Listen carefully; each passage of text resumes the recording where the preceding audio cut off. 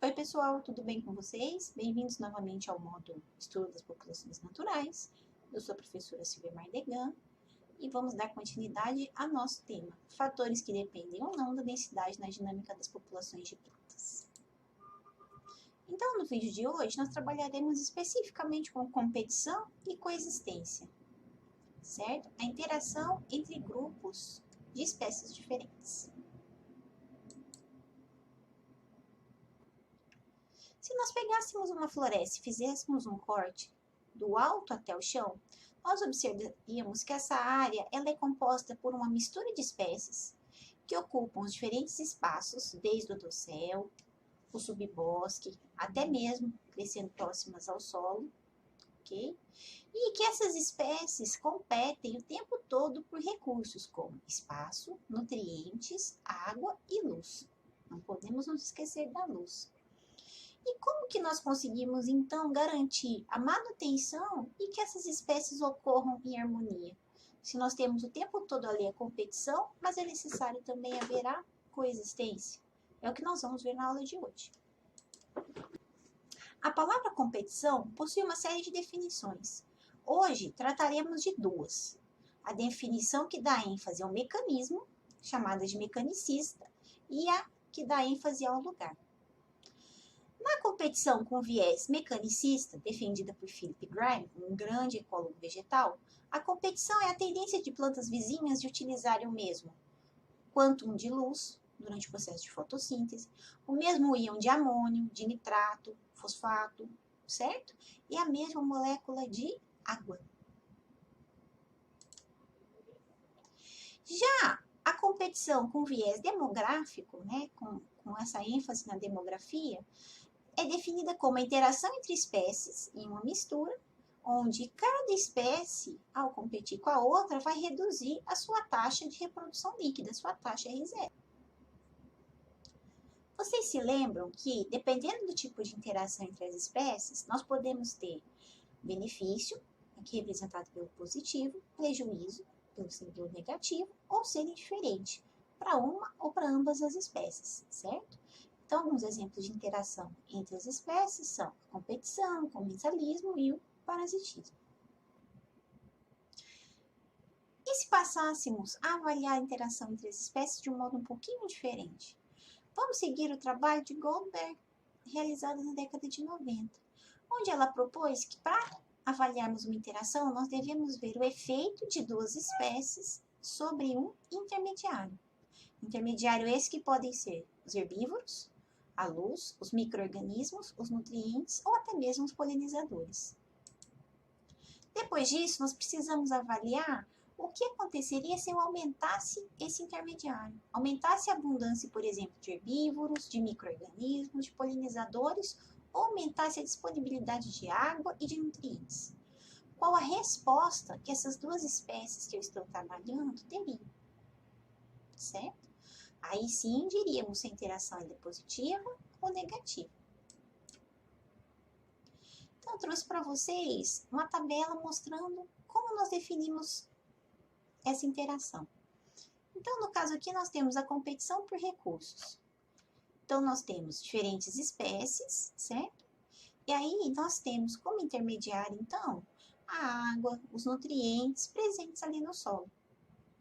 Então, vamos lá. Qual é o efeito dessas espécies sobre esses nutrientes, sobre a água? Se essas espécies estão assimilando, se os indivíduos estão assimilando água e nutrientes, eles estão diminuindo a quantidade deles no solo. Então, o efeito intermediário é negativo. Agora, a partir do momento que eu aumento a quantidade de água, de nutrientes, por exemplo, no solo, isso causa rapidamente um efeito positivo, uma resposta positiva dessas espécies. Então, eu tenho interação negativa, positiva, negativa. Vamos ver o que acontece na competição? Competição é essa que pode ser tanto acima quanto abaixo do solo, não se esqueça. Então, aqui nesse gráfico, nós temos os resultados de um experimento de competição entre duas espécies, Trifolium repens e Lolium perenne, onde nós temos completa separação espacial, essas duas espécies, a separação parcial, ou acima ou abaixo do solo, e a ausência de separação. Então, vejam só, os pesquisadores avaliaram a produtividade, a quantidade de biomassa produzida. Então, quando nós temos separação, nós não temos nenhuma competição acontecendo, vejam só, a produtividade das duas espécies é a mesma. Quando eu tenho competição nas raízes, ou seja, a parte aérea está isolada, vejam só, Lolium produz muito mais, ela é uma espécie muito melhor competidora do que Trifolium. Isso fica mais evidente ainda quando eu faço a separação só no solo. Vejam acima, a produtividade de Lolium é muito maior do que a de Trifolium perrepens. E por fim, quando nós não temos separação nenhuma, aí Lolium marca um golaço, certo? Ela é muito mais produtiva, ela quase mata Trifolium repens. Um outro tipo de interação é a competição aparente. A competição aparente ela não é uma competição direta por recursos. Na verdade, a competição aparente acontece quando uma espécie acaba atraindo mais inimigos naturais e impedindo assim o crescimento. Então, o que acontece? Se eu tenho essas duas espécies que são fonte de alimento para um rato, qual é o efeito delas no intermediário? Positivo. Agora, o que acontece se eu aumentar a quantidade de ratos? Beleza, os ratos utilizam brassica como refúgio, mas se aumentar demais, eles vão começar a comer também. Então, passa a ter efeito negativo para as duas espécies. De novo, a hora que nós fazemos a interação efeito-resposta, mais uma interação entre espécies negativa. E aqui vocês podem ver o efeito de outros organismos sobre a competição. Isso normalmente acontece quando a gente sai da casa de vegetação. Nós acabamos de ver um experimento realizado em Lavras, que eu tenho lá minhas espécies-alvo e faço de tudo para não acontecer nada com elas. Eu só quero avaliar um efeito. Na natureza, não. A gente tem vários efeitos, vários agentes aqui atuando. Então, nós temos, por exemplo, uma área de pastagem, certo? Uma área de gramíneas, onde nós temos a presença de herbivoria do lado esquerdo e a ausência do lado direito. Aonde que vocês acham que a competição é maior? E além dos herbívoros, também interferem na competição os patógenos e os simbiontes, os fungos micorrízicos, por exemplo. Uma outra interação é a alelopatia, que é o que acontece com o eucalipto. O eucalipto ele produz uma série de toxinas para impedir o crescimento de seus vizinhos. Assim, ele pode se desenvolver no seu máximo, no seu maior potencial.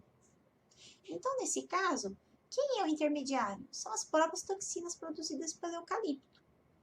Qual o efeito dessas toxinas para ele? Positivíssimo. Vai matar meu concorrente, tá perfeito. Qual seria o efeito para o eucalipto e para os vizinhos se eu aumentasse em demasia essas toxinas? Colocasse uma quantidade muito maior que o necessário para atrapalhar o crescimento do vizinho. Ia causar um efeito negativo para os dois. Se o vizinho morria com pouco, eu adicionando mais toxina, ele vai morrer. Agora, se eu trago mais toxinas do que o eucalipto tolera, ele também não vai se dar bem. Então, a gente passa a ter uma resposta negativa. E, de novo, temos uma interação entre espécies negativa. Poxa, professora, mas a gente não vai ter nenhuma interação positiva? Vamos. Vejam nesse caso aqui, essa árvore, ela traz sombra, ela ajuda a reter água e ela aumenta a quantidade de nutrientes no solo, já que ela perde suas folhas, formando então ali a matéria orgânica, certo? Então, nesse caso, essa árvore, ela facilita a ocorrência de outras espécies e nós temos então a facilitação positiva. Então, vejam só, nesse caso, o intermediário são os recursos. E qual é o efeito das espécies A e B no intermediário? Se eu estou falando de recurso, essa espécie aqui não está agregando água, agregando nutrientes, então é positivo. E as demais também. Agora, o que acontece se eu aumentar esses recursos? Se eu aumentar a quantidade de água disponível, a quantidade de nutrientes? Maravilha, para as duas espécies. Então, a minha interação efeito-resposta mais com mais positivo. Vocês fazem ideia onde nós podemos observar essa facilitação? A facilitação positiva, ela acontece nas restingas. Todo mundo já foi para a praia ou já viu que nós temos aquelas extensas faixas de areia, vegetação pequena, solo exposto, aquela temperatura elevada, certo? Então, as condições são muito restritivas. Nas restingas, nós temos a ocorrência da sucessão ecológica muito nítida, muito clara. Então, quem entra ali primeiro, quem coloniza essas áreas, são pequenas palmeiras. Conforme essas pequenas palmeiras vão crescendo, elas vão acumulando folhas secas, a matéria orgânica do solo, sombreando e trazendo água, permitindo então a ocorrência de uma nova espécie, também adaptada a condições mais restritas, que são as bromélias. As bromélias intensificam a entrada de água e nutrientes nesse solo, permitindo agora que sementes de clúzia e lariana se estabeleçam.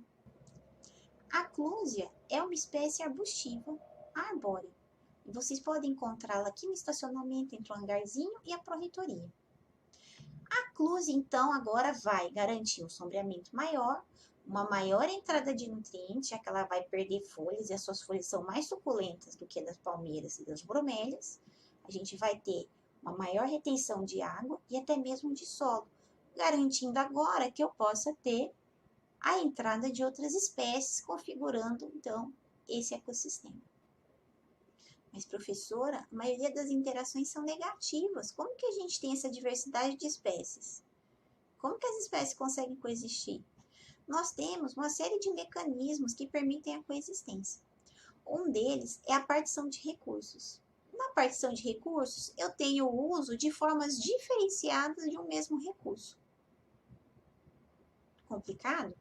Vamos falar, então, de nutrientes. Tenho aqui nitrogênio e potássio. E aí, vejam só. Aqui, nessa área em branco, eu tenho a quantidade de nitrogênio e potássio que a leguminosa precisa. E na área em cinza, eu tenho a quantidade desses dois nutrientes que uma gramínea precisa. Vocês podem ver que as faixas são distintas e que a gente tem apenas uma sobreposição parcial. Como se nós fôssemos a um restaurante com um carnívoro e um vegetariano, certo? O vegetariano vai comer só aquilo que ele gosta e o carnívoro vai pegar um pouquinho de vegetais e comer também a sua carne. A gente tem uma sobreposição parcial, mas aí os dois grupos, as duas espécies, conseguem conviver, conseguem coexistir, porque cada espécie precisa de recursos limitantes em quantidades distintas. Outro exemplo da partição de recursos é o uso de água. Vejam aqui. Nessa primeira figura, nós temos várias espécies e a profundidade do lençol freático que as suas raízes acessam para conseguir obter água. Só que olhem que interessante, nós estamos falando de 1, 2, 3, 4, 5, 6 espécies, mas crescendo de modo isolado. E vocês podem ver que tem uma preferência aqui para as profundidades mais baixas. Mas o padrão é muito parecido. Vejam só na figura de baixo o que acontece nesse padrão quando, ao invés de eu ter só uma espécie criada isoladamente, eu passo a ter uma mistura. A gente tem algum padrão definido? Não. A gente tem uma mistura muito doida e cada planta, cada espécie vai correr atrás do seu. Ah, tem muita planta pegando água a 30 centímetros de profundidade? Eu vou investir em raízes lá para 80.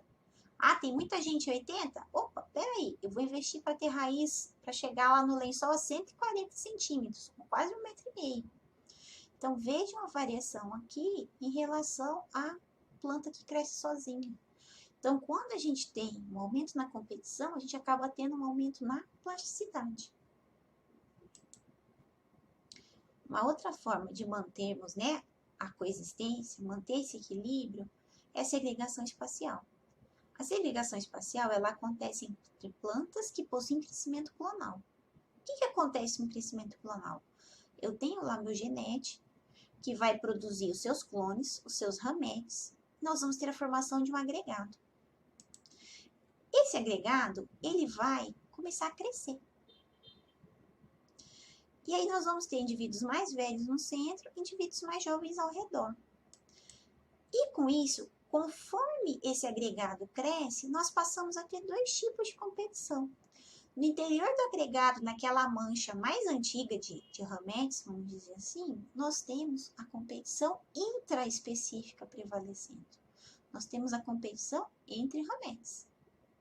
Mas quando pensamos nos indivíduos mais externos desse agregado, os indivíduos mais jovens, eles estão competindo diretamente com os vizinhos pelos recursos. Então, a gente passa a ter uma competição interespecífica se sobressaindo. A gente tem uma segregação no tipo de competição em função do local em que esse ramete acontece. Temos também a influência dos inimigos naturais. Apesar dos inimigos naturais não serem bons, né, como sabemos, eles têm um papel positivo. Se nós pensarmos na competição entre duas espécies, nós estamos acostumados a isso. Uma atingiu a capacidade de suporte, a outra é levada à exclusão competitiva. E se a gente tivesse um modo de frear o crescimento dessa população, para que ela não conseguisse chegar na capacidade de suporte e, consecutivamente, não levasse a outra espécie a ser excluída? Será que tem como? Tem. Uma forma de fazermos isso, de baixarmos esse limiar, né, evitando que a população chegue na sua capacidade de suporte, é a presença de herbívoros e de patógenos, certo? Então, essa população que é melhor competidora, ela vai crescendo, vai crescendo, vai crescendo, até que ela é suprimida pela ação desses dois intermediários aqui. Diminuiu. Aí agora, então, eu posso ter a outra espécie se mantendo, aumentando assim a diversidade. É muito comum, por essa razão, que nós tenhamos um número maior de espécies onde a herbivoria é alta. Igual vocês podem observar aqui. O número de espécies é maior onde a herbivoria é alta do que onde ela é baixa. É lógico que a gente também não precisa exagerar tanto, mas até quando ela é muito alta, o número de espécies se sobressai. E, por fim, o último mecanismo que nós veremos é a mortalidade tenso-independente. A gente viu até agora a importância da densidade na manutenção dos indivíduos, na produção de espécies, na produtividade, certo? E, nesse caso, a gente deixa de ter esse padrão, tá? Imaginem que nós temos duas espécies, uma ótima competidora e uma que é excluída rapidamente, tá? Mas, em decorrência de distúrbios periódicos que acontecem, como, por exemplo, os incêndios, o que nós temos? A população A crescendo, crescendo, crescendo, e quando talvez ela atingisse, né, começasse a chegar na sua capacidade de suporte, acontece um distúrbio. Aí ela cai. A mesma coisa da população B. Tá?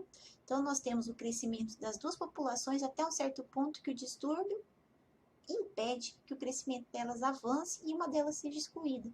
Isso garante a manutenção dessas duas espécies, garante a diversidade. Tá?